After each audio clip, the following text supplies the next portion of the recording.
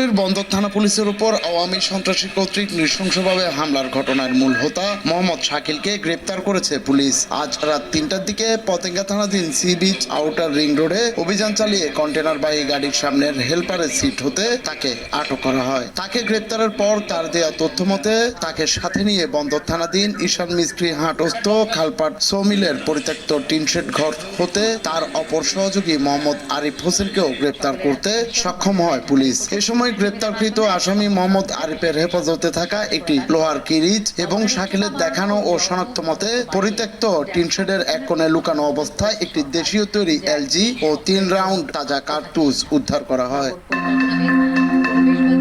এরপরে জানিয়েছেন কাদের ভাই মদ খাচ্ছেন, বউকে জ্বালাচ্ছেন। এটা